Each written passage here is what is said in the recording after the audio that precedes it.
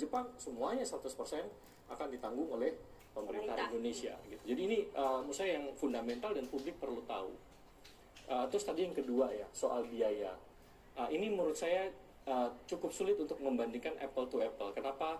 Kan orang membandingkan, oh kita sekarang habis 7,2 miliar dolar, terus kemudian proposal Jepang waktu itu jauh lebih murah ya, sekitar 4 atau 5 miliar dolar. Tapi kita sebenarnya membandingkan sesuatu yang tidak apple to apple. Satu, proyeknya ini udah selesai, keluar angka 7,2 miliar. Yang ini masih di atas kertas. Nggak apple to apple, karena itu belum terrealisasi. Pada misalnya saat saya awal China proyeknya berapa harganya? Angkanya mungkin sekitar 5 ya. Tapi gini, ketika kita lakukan perbandingan, sebenarnya kalau yang paling bisa digagalkan silahan, yang lainnya itu membedakan. Tapi saya mau ambil gambaran, Mbak. Ini kita selesai 7,2 miliar, kita ada cost of run 20%, sekitar 1,2 miliar gitu ya. Nah, kita coba bandingkan dengan proyek kereta cepat lain yang juga dibangun misalnya oleh Jepang, ada di India gitu ya.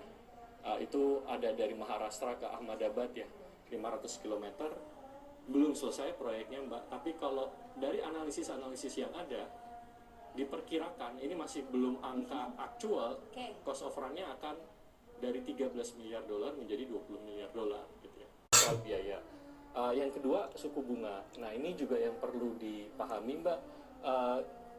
Suku bunga 2% di dolar itu tidak bisa langsung dibandingkan apple to apple dengan 0,1% di yen. Kenapa? Karena tadi ini dua currency-nya beda. Nah, kalau kita mau menyamakan ke US dollar, kita harus hitung nih, yen ke US dollarnya berapa. Dulu waktu 2015 berapa, sekarang di 2025 berapa. Kalau kita gunakan perbandingan kurs yen-nya itu ya, ekuivalennya kurang lebih sama hitungan saya, 2,1, 2,2.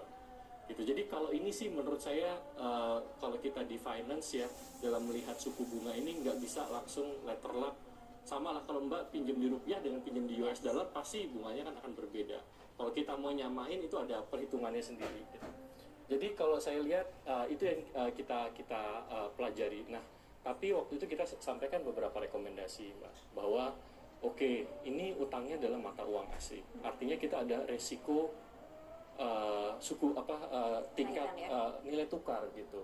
Waktu itu kita sampaikan ini harus ada upaya hedging gitu. Jadi kalau kita sekarang kan kenapa proyek WUS ini ruginya cukup besar, salah satunya adalah karena tadi rugi kurs ya. Sebenarnya ini unrealized ya, kalau kita di accounting bilang kursnya mungkin tahun lalu sekitar 15 something, sekarang 16.000 gitu ya. 2015 itu masih 13 ribuan, sekarang 16.000. Nah, ini juga nanti jadi satu poin dalam restrukturisasi yang saya kira juga akan